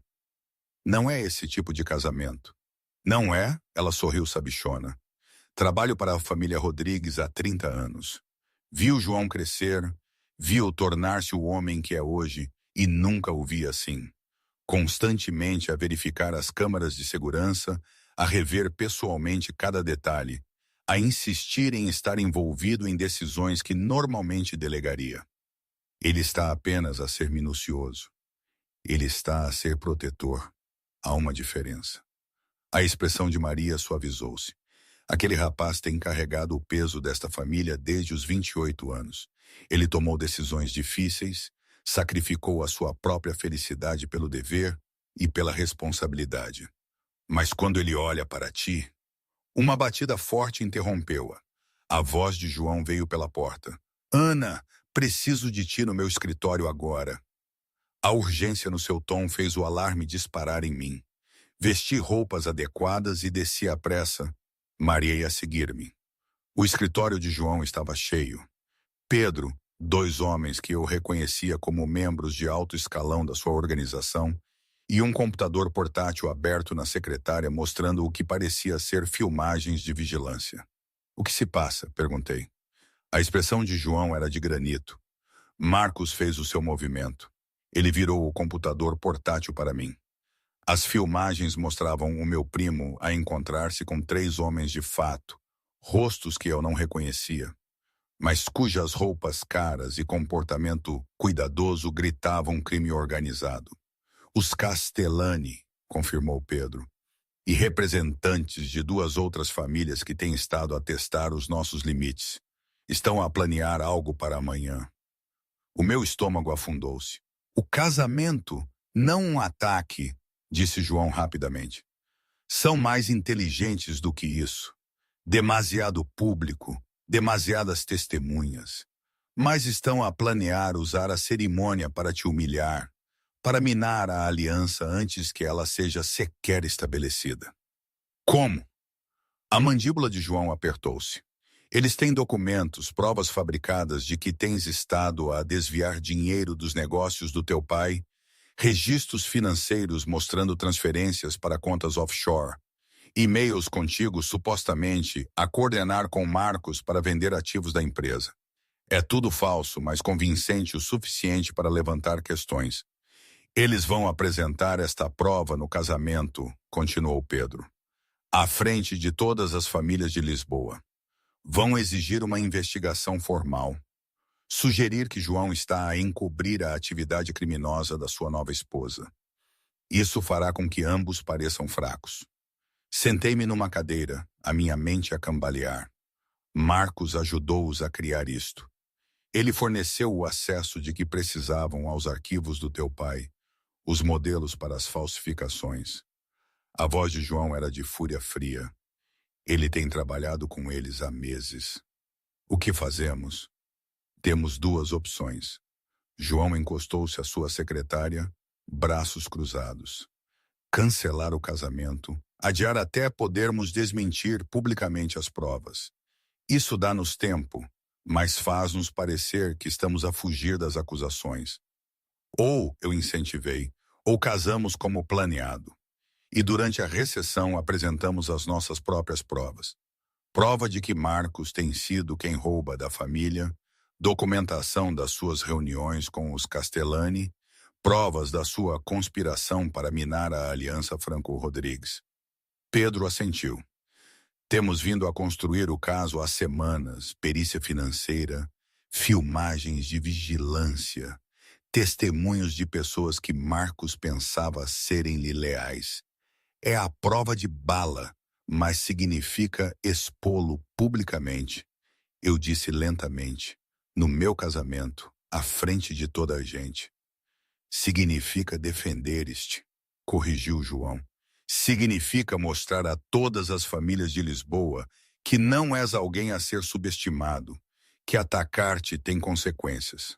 Olhei novamente para as filmagens de vigilância. Marcos a apertar as mãos de homens que queriam que eu fosse destruída, que tentaram raptar-me. O meu próprio primo disposto a vender-me por poder e dinheiro. Façam-no, eu disse. Apresentem as provas. Mostrem a toda a gente exatamente o que Marcos é.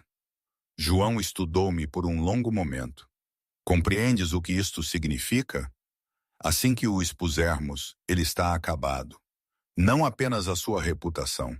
A sua vida estará em perigo. As famílias não perdoam a traição. Ele tentou raptar-me. Ele fabricou provas para me destruir no meu próprio casamento. Não merece a minha proteção. Algo como respeito cruzou o rosto de João. Então o dia de amanhã não será apenas o nosso casamento. Será uma declaração de guerra. O resto do dia foi passado em preparações finais, não apenas para o casamento, mas para o confronto que se avizinhava. A equipa jurídica de João reuniu documentação. A sua equipa técnica preparou apresentações. A sua segurança coordenou respostas a potenciais consequências. Eu devia ter estado aterrorizada. Em vez disso, senti algo como certeza a instalar-se nos meus ossos. Era isto que eu precisava de ser neste mundo. Não a rapariga ingênua que acreditava em romance, mas uma mulher disposta a defender-se com todas as armas disponíveis. Naquela noite, João encontrou-me no terraço a olhar para os jardins. O casamento seria amanhã à tarde, seguido de uma recepção aqui na quinta. A esta hora amanhã, eu seria a senhora João Rodrigues. Pensamentos tardios? Perguntou ele, vindo para o meu lado. Sobre que parte? O casamento ou a exposição pública da traição do meu primo? Ambos, qualquer um. Virei-me para ele. A luz do sol a desvanecer-se, ele parecia mais jovem de alguma forma, menos sobrecarregado. Posso perguntar-te uma coisa? Depende da pergunta. Por que razão concordaste realmente com este arranjo de casamento? Não a razão pública sobre satisfazer os mais velhos, a verdadeira razão. João ficou em silêncio por tanto tempo que pensei que ele não ia responder. Porque há 6 anos fiz uma escolha de que me arrependo todos os dias desde então. Afastei-te para te proteger e vi-te construir uma vida longe deste mundo. Uma boa vida, uma vida segura.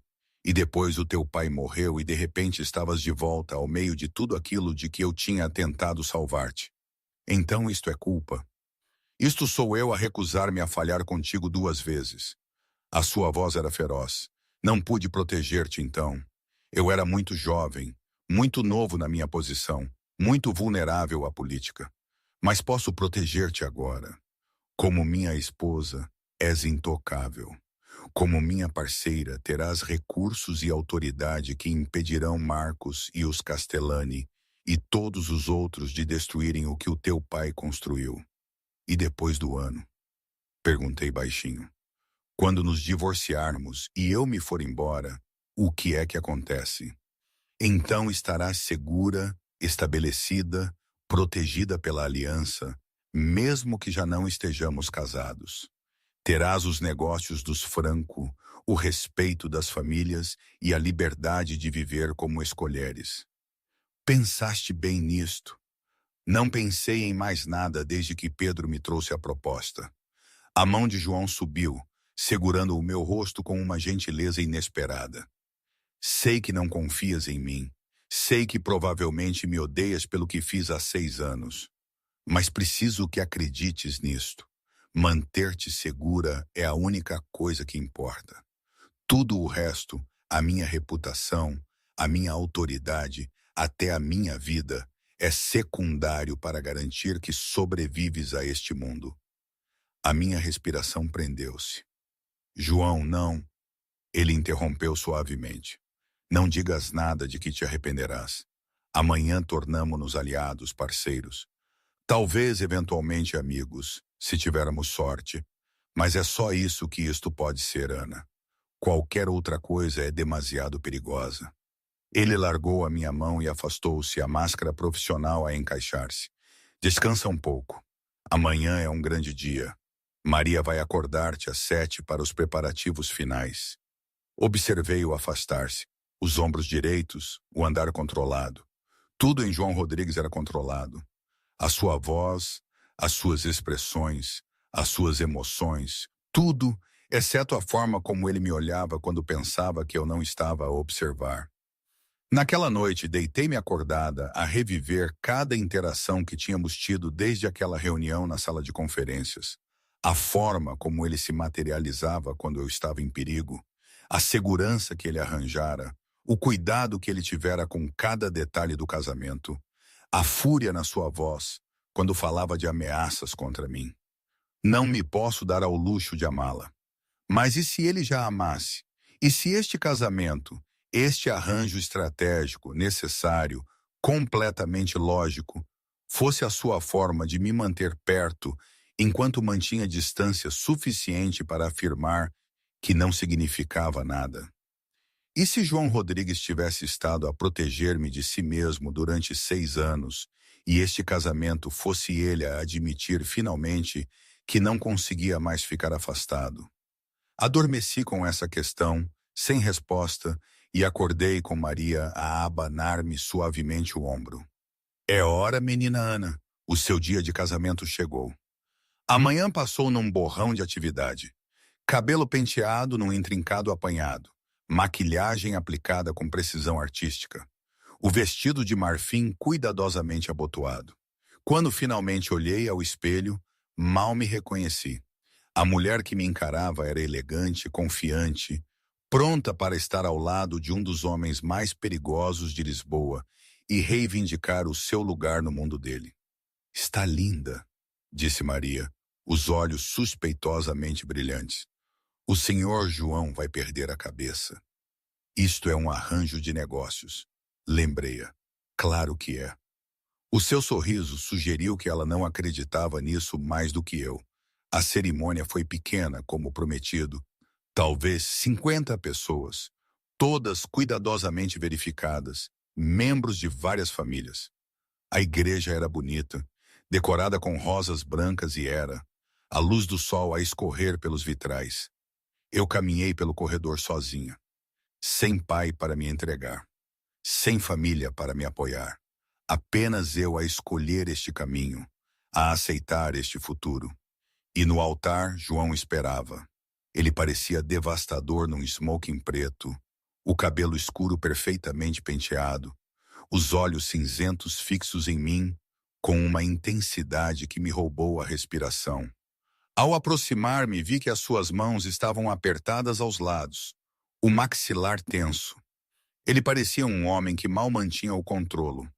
Cheguei a ele e ele estendeu a mão.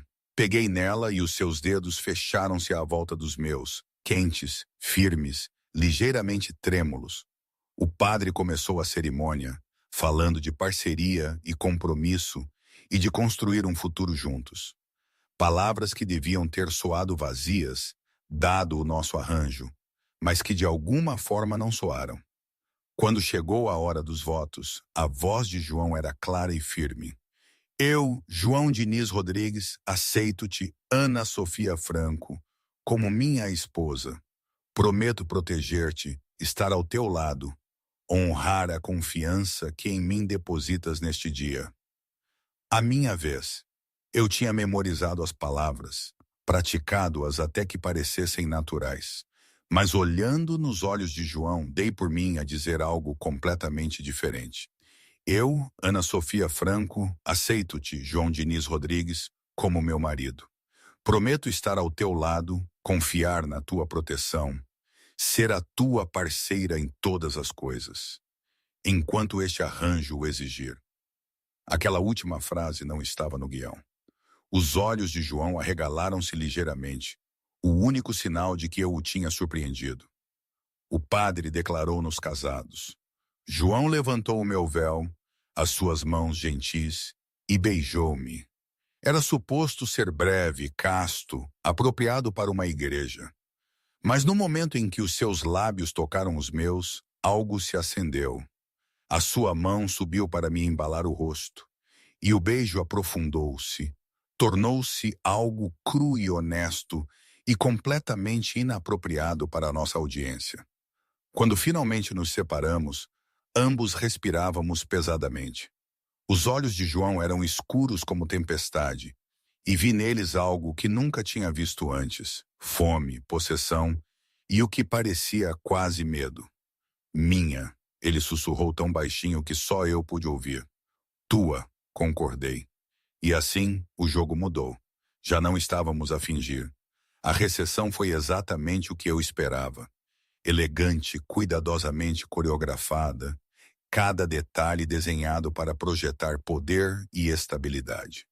João e eu movíamos-nos nela como atores numa peça, aceitando parabéns, dançando nos momentos apropriados, desempenhando os nossos papéis impecavelmente. Mas por baixo da performance, a tensão fervilhava. João manteve-me perto, a sua mão sempre na minha cintura ou na parte inferior das minhas costas, não possessivo da forma que me incomodava com outros homens, mas protetor, reivindicador. Cada toque me lembrava minha, e descobri que não me importava. Marcos chegou elegantemente atrasado, o seu sorriso confiante enquanto se aproximava para oferecer parabéns. Prima, disse ele suavemente, que cerimônia linda. O pai teria orgulho. Teria. Mantive a minha voz neutra, consciente da multidão a observar. Não tenho a certeza se fraude e traição eram coisas que ele valorizava. O sorriso de Marcos apertou-se. Não sei do que. Então não terás objeção à apresentação depois do jantar. A voz de João era puro gelo, uma homenagem ao pai de Ana e ao seu legado. Compilamos um olhar bastante abrangente sobre as operações comerciais da família. O entendimento amanheceu nos olhos de Marcos, e o medo rapidamente o seguiu. Isso não é necessário. Ah, mas é. A mão de João apertou a minha cintura. Todos aqui precisam de entender exatamente com quem estão a lidar, tanto em termos da aliança que formei com a minha esposa, quanto em termos daqueles que trabalharam contra ela. O jantar foi excelente, embora eu mal o tivesse provado. A cada poucos minutos, João inclinava-se perto, murmurando atualizações sobre segurança, sobre as reações da família, sobre as provas que estavam a ser preparadas. Finalmente, depois dos brindes, Pedro levantou-se. Antes de passarmos à dança, o feliz casal preparou algo especial. Uma apresentação em homenagem a Frank Franco e às suas décadas de serviço às famílias aqui representadas esta noite. As luzes diminuíram, uma tela desceu, e pelos 15 minutos seguintes, os convidados assistiram enquanto cada detalhe da traição de Marcos era metodicamente exposto. Registros financeiros mostrando anos de desvio de fundos, filmagens de vigilância das suas reuniões com os Castellani, testemunhos dos seus co-conspiradores que tinham recebido acordos em troca de se virarem contra ele. As provas fabricadas que ele planeava usar contra mim, apresentadas ao lado da prova da sua falsa criação. No momento em que Pedro terminou, o rosto de Marcos estava pálido. A sala estava em silêncio mortal. Isto, disse João levantando-se, é o que acontece quando alguém ameaça o que é meu. Marcos Franco conspirou não só contra a sua prima, mas contra as alianças que o seu pai passou décadas a construir. Ele colocou a estabilidade em perigo para ganho pessoal e fê-lo quebrando a única regra que todos seguimos: lealdade. Ele deixou aquela palavra pairar por um momento. Então, as provas foram fornecidas a representantes de todas as famílias aqui. O destino de Marcos já não é minha decisão, é vossa, coletivamente. Mas compreendam isto: quem quer que se mova contra a minha esposa, contra os interesses Franco que ela agora controla, enfrentará exposição e consequências semelhantes. A mensagem era inequívoca. Tocar em Ana Rodrigues e serias destruído. Marcos tentou falar, defender-se, mas ninguém estava a ouvir. Os representantes das famílias já estavam a reunir-se, a fazer chamadas, a coordenar respostas. Dentro de uma hora, Marcos estaria morto ou a fugir para salvar a vida. De qualquer forma, ele estava lá acabado. João pegou na minha mão, levando-me para a pista de dança enquanto a música começava. A mudança de mensagem foi deliberada. O assunto estava tratado. Agora podíamos celebrar. Nos braços dele, a mover-me ao ritmo da música, finalmente perguntei: o que lhe acontece? As famílias irlandesas tratarão disso. Ele traiu-os também. Vazou as suas operações para os Castellani. Eles não perdoam. Então, ele vai morrer. Provavelmente. A expressão de João era ilegível. Isso incomoda-te? Devia ter incomodado. Marcos era família, por mais traiçoeiro que fosse, mas tudo o que eu sentia era uma fria satisfação. Bom, ele apertou a minha cintura. Porque é isto que precisas de ser agora. Alguém disposta a defender o que é teu sem hesitação. As famílias respeitam a força, Ana. A misericórdia é vista como fraqueza. Estou a aprender. Estás mais do que a aprender. Estás a adaptar-te. Ele rodopiou-me, puxando-me para mais perto quando voltamos a juntar-nos. Impressionaste as pessoas esta noite ao aparecer, ao expor Marcos, ao estares ao meu lado sem vacilar. Já te chamam de rainha do gelo. Isso é um elogio neste mundo? Absolutamente. A música terminou. João levou-me para fora da pista de dança, através da multidão, em direção a um terraço tranquilo. No momento em que ficamos sozinhos, a sua postura mudou. Precisamos de falar, disse ele, a voz tensa. Sobre isto. Ele gesticulou entre nós. Sobre o que aconteceu no altar. Sobre como mudaste os votos. Sobre... Ele passou uma mão pelo cabelo, a frustração evidente. Sobre como este arranjo era suposto ser simples e está a tornar-se tudo menos isso. O meu coração batia forte.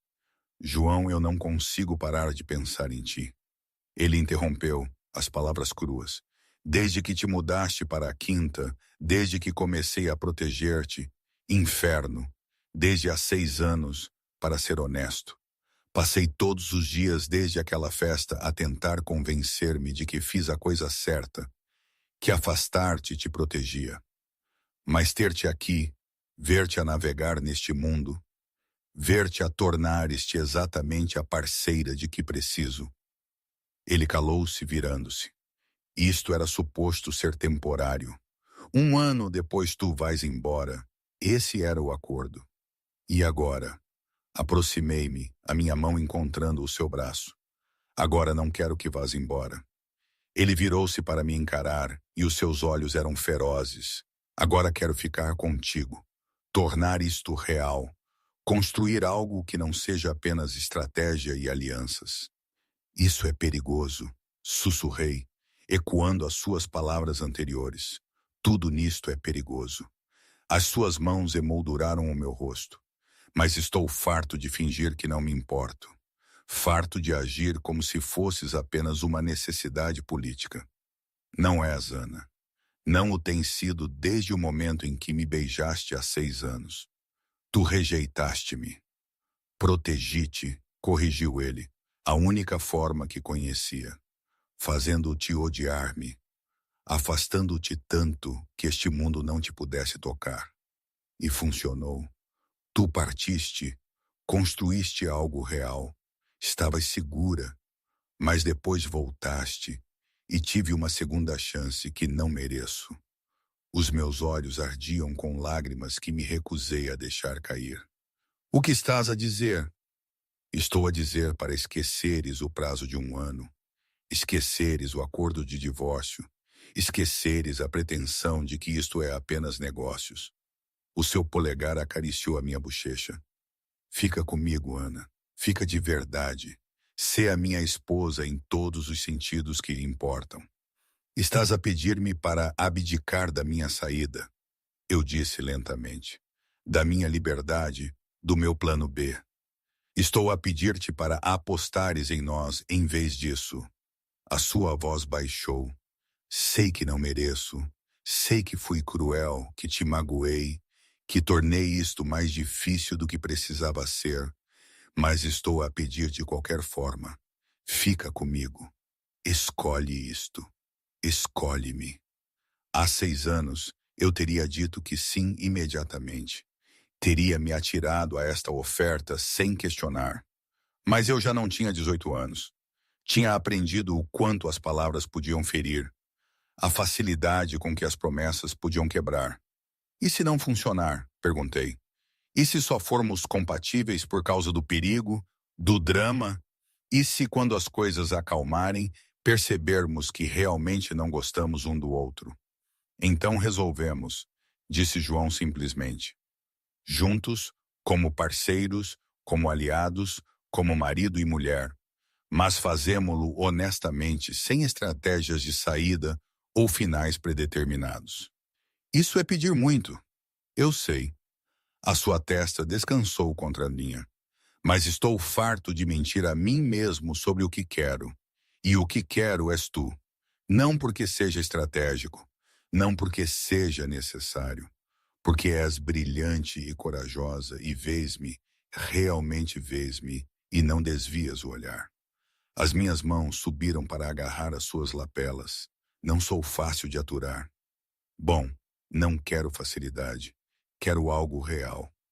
Vou desafiar-te constantemente. Conto com isso. E se alguma vez me afastares de novo, se alguma vez me rejeitares publicamente para me proteger, eu farei da tua vida um inferno. O seu sorriso era genuíno, caloroso, o primeiro sorriso real que eu alguma vez vira dele. Anotei, mais alguma condição? Escritórios separados. Eu dirijo os negócios franco à minha maneira, e tu não interferes a menos que seja absolutamente necessário. Concordo, mesma voz em decisões importantes que afetem ambas as famílias. Já assumi isso, e hesitei. E tens de prometer que se isto não funcionar, se tentarmos e desmoronar, me vais deixar ir sem fazer disso uma guerra. A expressão de João ficou séria. Prometo, embora não tenha intenção de o deixar desmoronar. Bastante confiante, Rodrigues. Em ti, sempre. Ele beijou-me então, profunda e completamente, e nada como o beijo cuidadoso no altar. Este beijo era promessa e posse, e 6 anos de desejo negado finalmente permitido. Quando nos separamos, ambos respirávamos pesadamente. Então é um sim? Perguntou João, a sua voz rouca. É um sim, confirmei. Mas se me fizeres arrepender disto, farás da minha vida um inferno. Lembro-me, ele sorriu. Não o quereria de outra forma. Pedro apareceu no terraço pigarreando. Desculpem interromper, mas as famílias estão a pedir uma declaração sobre o arranjo daqui para frente. Diz-lhes, disse João sem tirar os olhos de mim, que este arranjo acabou de se tornar permanente. A senhora Rodrigues não vai a lado nenhum. Compreendido. O sorriso de Pedro sugeria que ele esperava exatamente este desfecho. Parabéns a ambos. Depois de ele sair, João pegou na minha mão, entrelaçando os nossos dedos. Pronta para enfrentá-los como um verdadeiro casal? Pronta para enfrentar tudo, eu disse. Desde que estejas ao meu lado. Sempre, prometeu ele. E da certeza feroz nos seus olhos, eu acreditei nele. Regressamos à recessão juntos, e desta vez, quando a mão de João pousou na minha cintura, sentiu-se diferente. Não performance, não estratégia, apenas verdade. As famílias notaram a mudança imediatamente. Algo na nossa linguagem corporal, nas nossas expressões, na forma como nos movíamos juntos agora. Os sussurros começaram quase de imediato, mas não eram a especulação cruel que eu temera. Eram aprovação surpresa, respeito até. Porque neste mundo, parcerias genuínas eram raras, alianças estratégicas eram comuns, casamentos políticos esperados, mas amor real, uma conexão verdadeira entre duas pessoas poderosas o suficiente para mudar o equilíbrio da cidade. Isso era algo que valia a pena notar. A festa continuou noite dentro. A certa altura, João inclinou-se perto e murmurou: Queres escapar? Pensei que nunca irias perguntar. Deslizamo-nos da multidão, abrindo caminho pelos corredores da quinta até o quarto de João. O nosso quarto agora, oficialmente, o quarto em que eu evitara pensar, o lugar que eu assumira que nunca partilharia com ele. Mas isso foi antes dos votos, antes da exposição de Marcos, antes da honestidade crua de João no terraço. Agora, de pé no seu espaço, sentia antecipação em vez de pavor. Não temos de... João começou. Eu beijei-o, cortando a qualificação cuidadosa. Eu sei, mas eu quero, sem mais fingimentos. Lembras-te? O seu sorriso foi lento e devastador, sem mais fingimentos. O que se seguiu não foi nada do que eu tinha imaginado. Foi terno e feroz, hesitante e confiante. Uma descoberta um do outro, sem as camadas de defesa que tínhamos mantido por tanto tempo. Depois, deitada nos seus braços com a luz da lua a entrar pelas janelas, senti algo a instalar-se profundamente no meu peito. Paz, talvez um reconhecimento de que eu estava exatamente onde pertencia. Diz-me uma coisa, murmurou João, os seus dedos a traçarem padrões no meu ombro. Naquela noite, há 6 anos, quando me beijaste, o que te fez ter tanta certeza? Não sei, admiti. Talvez apenas a certeza de que o que eu sentia era demasiado grande para ignorar. Que se eu não dissesse nada, arrepender-me-ia para sempre. E agora? Agora sei que estava certa. Inclinei a cabeça para olhar para ele. Só precisávamos de 6 anos e um casamento estratégico para o descobrir. Ele riu, o som genuíno e desprotegido. A corte mais complicada da história. A mais honesta, no entanto. Tracei a linha do seu maxilar.